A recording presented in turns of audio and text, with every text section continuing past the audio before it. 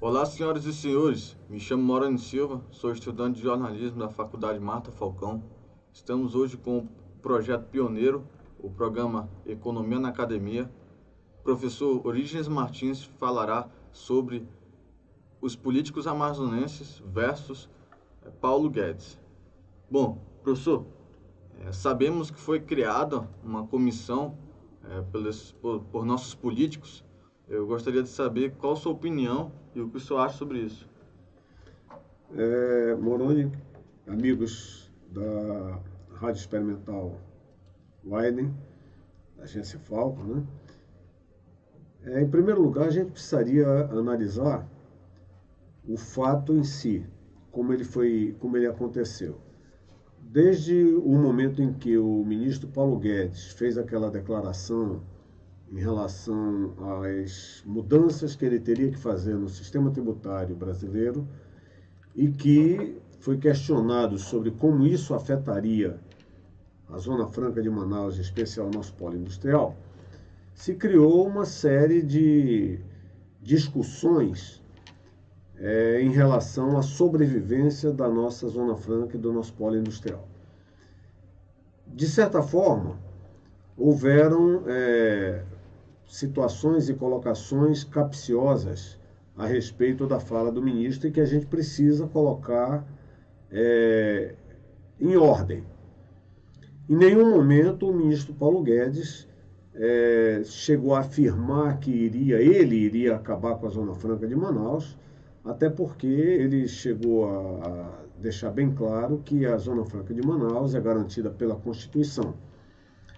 Porém, ele afirmou, e de maneira que eu particularmente considero correta, que o Brasil precisa e realmente está precisando de uma reforma tributária e ele não poderia deixar o Brasil à míngua por causa dos incentivos que a Zona Franca tem como garantia constitucional. E nós precisamos, em primeiro lugar, analisar essa fala do ministro e essa realidade da nossa região de maneira racional, de maneira mais pragmática. Veja bem, o Brasil está passando por uma situação bastante complicada. Nós temos aí 14 milhões de desempregados, temos uma questão de produção, não cabe aqui a gente discutir o que levou a isso. Então, o ministro ele precisa realmente, até pela posição dele, tomar medidas que vão necessariamente passar pelo ajuste tributário. E a nossa Zona Franca, ela que vive de isenções, de incentivos fiscais, logicamente, o ministro tomando, a equipe econômica tomando essas medidas lá para o resto do Brasil, digamos assim, a Zona Franca ficaria com a competitividade comprometida. No entanto, resta-nos fazer uma análise sobre o nosso modelo do Polo Industrial de Manaus. A Zona Franca, quando ela foi constituída em 1967 pelo então presidente da República, Humberto de Alencar Castelo Branco, ela foi nos presenteada, digamos assim, como uma oportunidade para que nós tivéssemos meios para elaborar um polo, um modelo, uma matriz econômica voltada para as nossas riquezas e para que nós pudéssemos construir um polo sustentável em termos econômicos com as nossas riquezas. Quer dizer, um polo econômico voltado para a nossa realidade. E aí eu pergunto a você, Moroni, a vocês, estudantes da faculdade, a todo o público que nos assiste, isso aconteceu em algum momento? Estamos há 50 anos. Um polo que era para acontecer aí por 10, 15 anos, simplesmente estamos há 50 anos e não aconteceu. Pura e simplesmente, ficamos pedindo substituições, pedindo prorrogações e não tomamos medidas adequadas para que isso acontecesse. Aí agora, no momento em que o Brasil passa por uma necessidade de fazer uma alteração, de fazer uma revisão, os políticos criam as comissões para bater de frente. Quer dizer, quando fala bater de frente, como foi falado pelo um dos nossos deputados, Belarmino Lins, bater de frente significa você ir contra, você criar uma guerra praticamente. Isso deveria ter sido feito já há mais tempo. Há 20 anos era para ter sido criada uma comissão, não para se discutir essa continuidade ou não, e sim para ver o seguinte: vamos colocar a Zona Franca, vamos colocar o nosso polo industrial dentro de uma meta e dentro de uma visão que realmente seja compatível com aquilo para a qual ela foi prevista. Nós temos aí o turismo, nós temos a mineração, nós temos o polo madeireiro, nós temos a agropecuária, todos esses polos que são viáveis, sim, desde que seja bem planejado. Nós temos a questão das hidrovias, nós temos a nossa BR-319 que ficou abandonada esse tempo todinho. Tudo isso poderia ter sido pensado, poderia ter sido uma luta dos nossos políticos e simplesmente ficou uma coisa abandonada, ficaram assuntos totalmente abandonados. E aí eu pergunto, esse é o momento em que nós precisamos ter uma visão bem diferenciada. Nós precisamos realmente rever os nossos conceitos do que é uma luta por um modelo, uma luta pela defesa da nossa região. Professor Orígenes, o senhor citou sobre o nosso polo industrial. Que impactos, para que possa ficar bem claro para os nossos espectadores, que impactos isso pode causar para o nosso polo?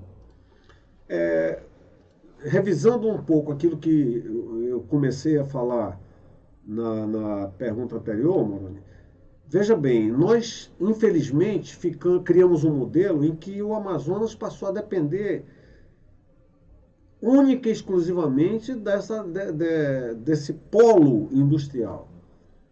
E eu te pergunto, será que isso é justo?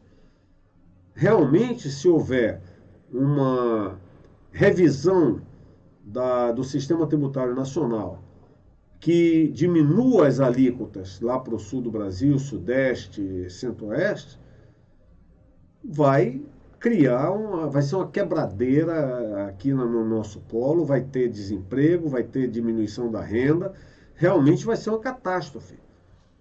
A questão que eu coloco aí desse impacto é o seguinte: será que a culpa, nesse caso, é de uma postura de um ministro de Estado? A culpa é de um modelo econômico que venha a ser implantado? Ou a culpa é do nosso povo, dos nossos gestores que deixaram de fazer a coisa correta quando deveriam ter realmente pensado de forma adequada nesses 50 anos? Nós temos aí os nossos minérios, como o nióbio, que é um dos minérios mais nobres e mais caros do mundo, que está completamente abandonado, sendo contrabandeado daqui do Amazonas, porque está indo para a Inglaterra, e se está sendo contrabandeado o imposto sobre esse minério que está saindo ilegalmente da Amazônia não fica na nossa região, e ele está saindo daqui, porque a Inglaterra está usando para a fabricação das aeronaves, das turbinas da Boeing, por exemplo. E aí eu pergunto, por que o governo, os nossos políticos não lutam para que isso seja legalizado, passe a gerar renda, passe a gerar emprego, passe a gerar riqueza? Então, falta os nossos políticos terem uma visão mais correta, mais pragmática, mais dentro da nossa realidade. Essa questão de agora ficar brigando, criando uma briga, primeiro que a briga não vai nos trazer nada, o impacto vai ser totalmente negativo. Nós temos agora um superintendente da Sulframa, que ele é afinado com o governo federal, o que mostra que o governo federal está disposto a nos ajudar. E aí o primeiro impacto negativo que eu vejo dessa briga, se for realmente uma briga, nós vamos perder essa ajuda, nós vamos perder o suporte que o governo federal realmente mostrou que quer dar para a nossa região, tendo dentro do governo o general Mourão, o general Heleno, o general Vilas Boas, que todos foram comandantes militares na Amazônia, conhecem a nossa realidade, conhecem os problemas do nosso polo, e mostraram que queriam realmente ajudar a Zona Franca quando mandaram esse superintendente. E se os políticos quiserem abrir uma guerra, eles podem estar atrapalhando essa ajuda que eles mostraram que querem dar. Então a hora não é de guerrear, seria exatamente da gente pedir uma ajuda de como poderia nós mantermos essa diferenciação. Nós temos que ter uma diferenciação, com certeza. Afinal de contas, nós temos aqui um celeiro de bioma, um celeiro de oxigênio, nós somos ainda o maior polo de floresta, nós temos a maior bacia de água doce do mundo. Agora, não podemos ficar reféns disso também. Se é para manter isso intocado, então nós temos que ser remunerados por isso. Ou então temos que fazer um uso sustentável e inteligente dessas nossas riquezas. E a grande questão é essa: usar a sustentabilidade e a inteligência para que essa riqueza seja bem utilizada, seja adequadamente utilizada. Muito obrigado. Muito obrigado, professor Orígenes, pelas suas sábias palavras. Esse foi mais um programa Economia na Academia. Muito obrigado.